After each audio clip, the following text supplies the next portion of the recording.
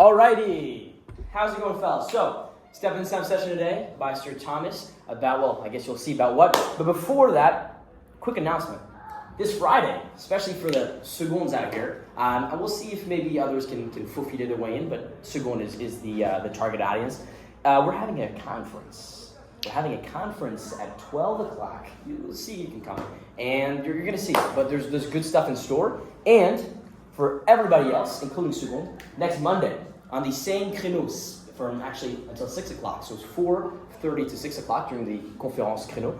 We're going to have another conference, and that's going to be very interesting as well. It's open to everybody. Come on in about the geopolitical battle of narratives. What we can do to help solve that, okay, what the problem even is, okay, what young people, the role of young people in the battle of narratives is. So it's going to be very fun. It's a nice way to wrap up the year, right? Nice way to wrap up the year. And yeah, without further ado, we have actually, 3 sessions left, including this one, I believe. Or maybe 2, because one of them is canceled. I think next week is canceled. The whole school's clubs are canceled. So yeah, without further ado, take it away. Mr. Thomas, go ahead. Hello everybody, so today I'm going to talk about something that happened once in a lifetime, and it was the time Reddit users, so just like simple investors, fought against hedge funds. So we're going to focus on Gamestop. So first of all, a little background. Gamestop is basically just Micromania, if you know, in the US. So they sell video games. And as you can see, starting from 2014, the stock was at 13 and it started decreasing until almost $1, which is a 92% loss. And so why this is all the hedge funds that shorted. And when I say short, I mean basically you bet for that the stock of the company will go down. And so why did they short it? How do you short? Because first of all, GameStop, there has been the COVID that has been very, very, very negative for GameStop because more people just bought games online and a large amount of stores had to close. Yes. How does shorting work? Yeah.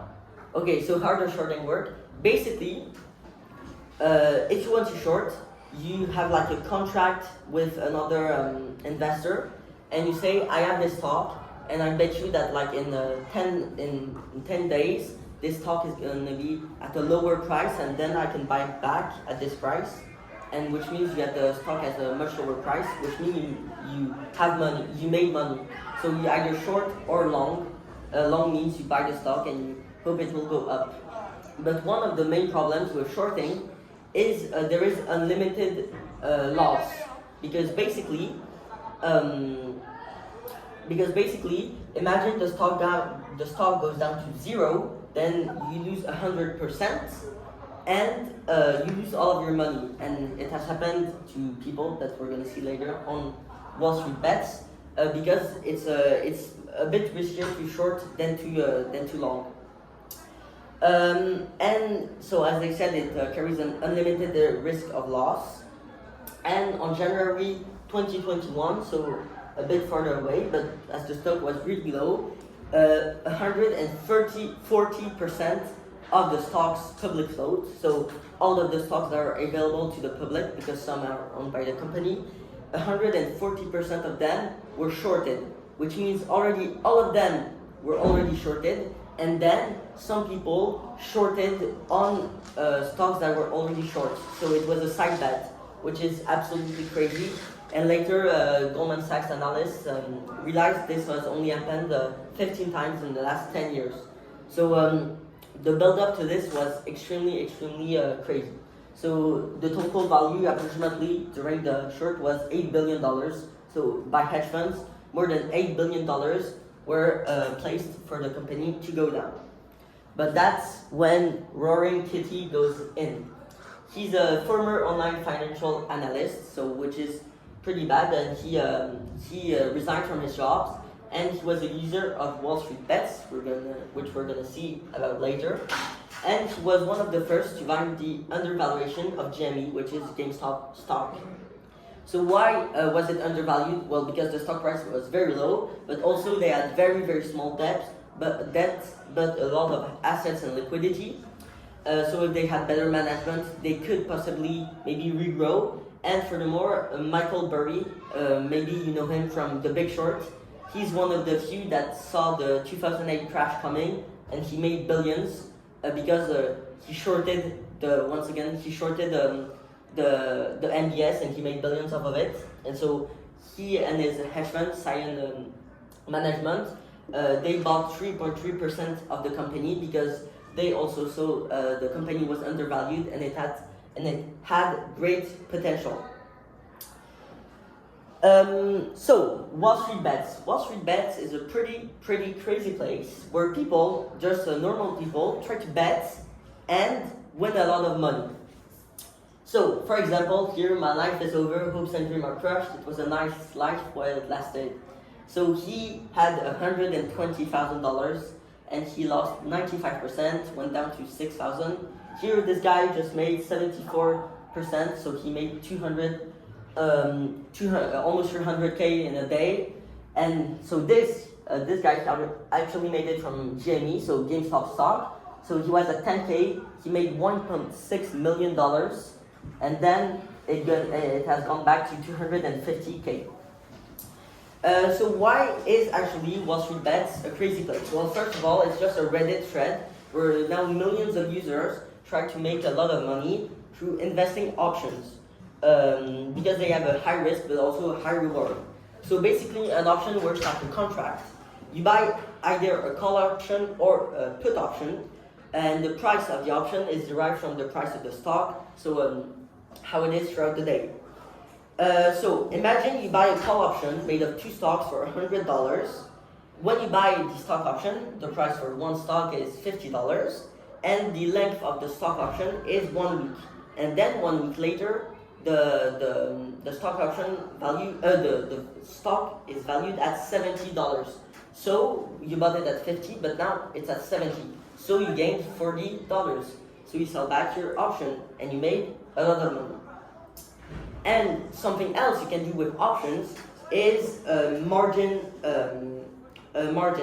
You buy with a margin. So basically, how it works is an investor just puts a certain amount of money into an option, for example, and then he borrows more money to invest in it again.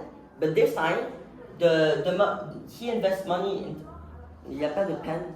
Pen? Oh, No, you want me to just sell me this pen? Nice, to the recipe. Merci. Donc, il a par exemple, he has $1,000. Okay. He's gonna get a loan for 500, so he has 1,500, and then the new securities he bought with the $500, he's gonna put them he's gonna put them he's gonna use them to cover the loan in case it goes bad.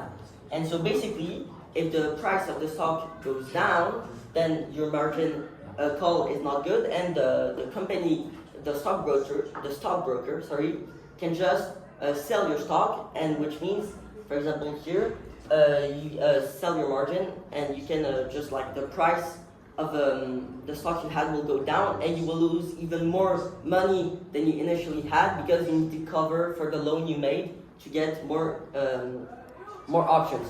So this is why it's extremely risky. So here we have a timeline of the short squeeze. So another problem with shorting is this is what happened. So here is the graph of the stock. As you can see, there was a big jump. But basically, the problem with shorting is they had $8 billion that said the stock was going to go down. But when this army of Reddit investors just chose to buy, this meant the stock price went up, and this meant also that the hedge funds who shorted the position were going to lose money. They're going to lose money because the stock actually went up and not down. And so, how do you stop a short? You need to cover, you need to buy back the stocks you shorted. And when you buy a stock, it brings the price of the stock up, especially when they need to buy back $8 billion worth of it. And so this is what we call a short squeeze, and this is exactly what happened here. So here's a little timeline. So as I said, in 2019, GameStop has understood that they had value and potential, so they bought back 34% of the outstanding shares. Outstanding shares is just the public float. How did they get the money to buy it back? As I said before, they had very small debt and large liquidity, so they were able to buy them back. And also because of the short, the stock was at like $1 or $2, so it was pretty easy. So the stock was, well, $6, which is still low. The stock was at $6 in December 2019. In 2020, Ryan Cohen, the newly appointed CEO of the company, he purchases 10% of the company himself. So now 44% are owned by the company. And he's a pretty famous investor and entrepreneur. And so from this, a few weeks later, the stocks continue to grow thanks to his investment, and it closes at $16. Around Q4 of 2020, Michael Burry exits his position because he has already made a lot of profit. In 2020, the stock price was around 16 and he bought around 5, so he made more than 100%. And the news that actually made it all blew up is when Ryan Cohen joined the board of directors of GameStop, which meant he actually wanted to save the company, and he thought that it had potential. And so as soon as this news was heard, as you can see, 2 days later, the stock jumps to $38.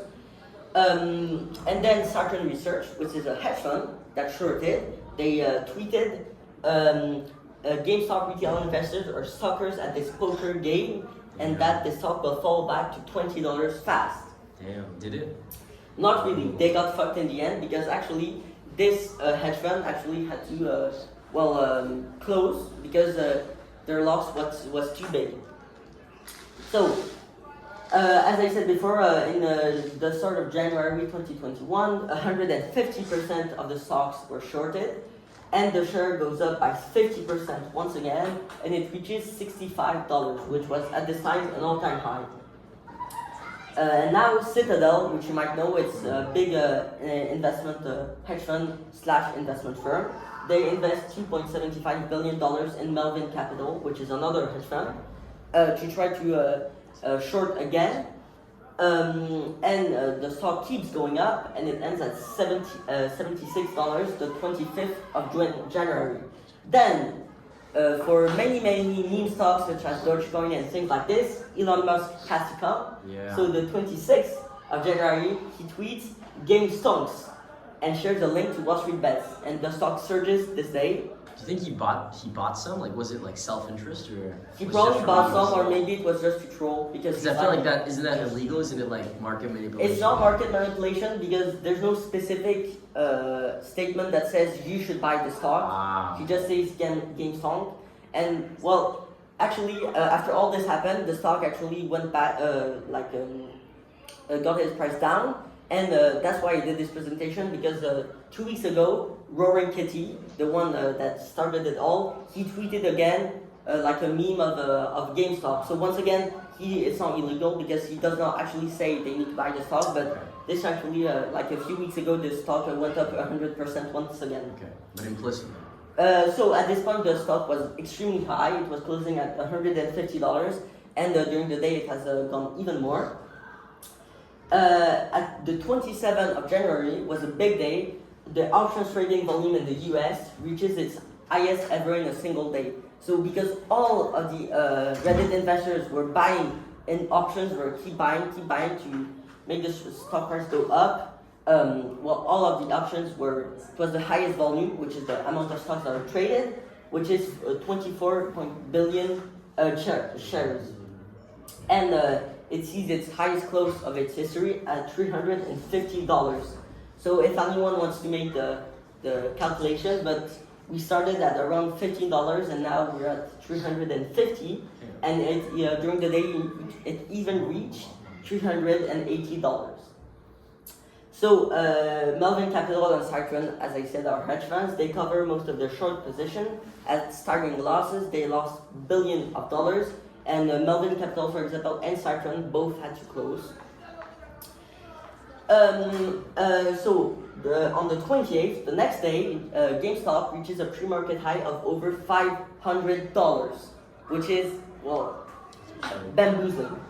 And so Robinhood, some of you might know it, it's a stockbroker that is completely free. There's no tax, and so most of the users on Reddit use Robinhood. Actually, yes. No, just like as a company, GameStop trying to like capitalize on the fact that they had such a high stock price, or were they just letting it happen, or were they like, yeah, that's true, we're worth that much?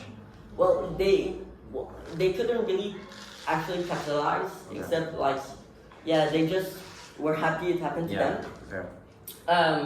But mostly it's because Ryan Cohen actually invested of his own money and also joined the board. That's why all this happened. And so Robinhood actually decides, which is very, very crazy, they decide to halt the buying of the stock, but people can still short, which is market manipulation basically, right. Because this has happened in China lately. If you can only short, this means the price of the stock will go down. Obligatoirement. For sure. Well, it will for sure go down. There will Robinhood will actually get a bit grounded by during a congressional hearing by the U.S. Treasury later. It closes today at around $200. Even if it started at $500, people can only short, so it makes sense. And the U.S. Financial Service, and we don't really care, but they decide to start a hearing on February 18 to discuss this phenomenon and how it happened. So the U.S. for sure requests a meeting of regulators to discuss the volatility, etc. And it starts going down, closes at 90, then at 50. Robinhood lifts their trading restrictions, but it doesn't matter anymore. It goes down even more throughout the weeks after, but at one point it still goes up to 260 around here. So basically, that's how it's happened. And for instance, as I said, Roaring Kitty, this little guy, he actually invested $53,000 in the stock around 2019. And can some of you guess how much he made from the $53,000 investment? 50,000? Yeah, 50,000. 50,000. What do you guys think? 4 million. Think bigger. 40 million. 40 million, yeah. Around 40 million. Holy Around 40 million. How he bought a mansion and now he's living the full life. But we had a congressional hearing titled GameStop, Who Wins and Losses When Short Sellers, Social Media, and Retail Investors Collide. So we have very famous people. So here is Roaring Kitty. Here is the CEO of Robinhood. Here is the CEO of Reddit. Here is the CEO of Citadel. And here of Melvin Capital. And Keith Gill, during his statement, he actually says, which is pretty funny, he says, a few things I am not. I am not a cat. I am not an institutional investor, nor am I a hedge fund. So the CEO of Robinhood, as I said, Vlad Tenev, he speaks and he says, we don't answer to hedge funds. We serve millions of small investors who use our platform every day. And he claims the trading was halted because the clearinghouse that conduct the actual trades made on the company's app raised the price. So the servers couldn't actually survive, but it's probably false. One of the issues discussed is actually the payment for order flow, which is basically the practice where brokerages such as Robinhood receive payments from hedge funds such as Citadel for routing trades that has happened, so public trades. So for example, if Citadel wants to know what are the thoughts of the public on a certain stock, well, they can